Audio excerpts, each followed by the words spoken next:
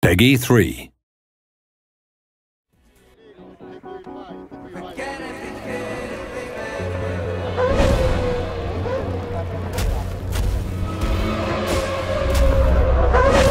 We've got basically three key components that make up the weather system. There's the visual effects, so in the dry it's the iconic heat haze, in the wet it's the visual effects on the camera, on the cars themselves, the rain on the track, the puddles, the surface reflections, the rooster tails, the kick-up spray from the tyres.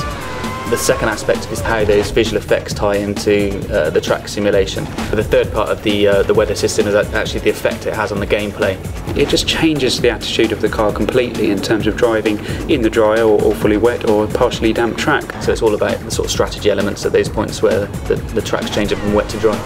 The track will evolve as each car individually drives on that surface, and yeah, very, very accurate. The track surface actually knows how wet it is. You'll actually find that the gamers on wet tyres on the drying track will try and seek out those puddles to cool their tyres and stop them from damaging. When you're in the car, you've really got no idea what the weather's doing, but the teams, they know by the radar where the weather is coming in from and how long it's going to last. And that's something that will be added into the game as well. You'll be aware of what the weather's doing roughly, and then you can make your call just like you would in real life.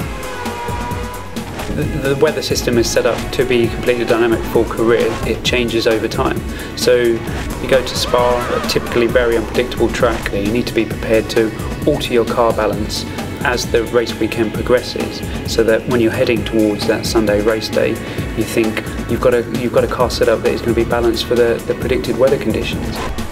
Players can be going along outside the points and maybe they make a gamble, the clouds come in, the sky's dark, and maybe you preempt that the rain's going to come there and you change your tyres early, and the player choice is going to be critical at those stages.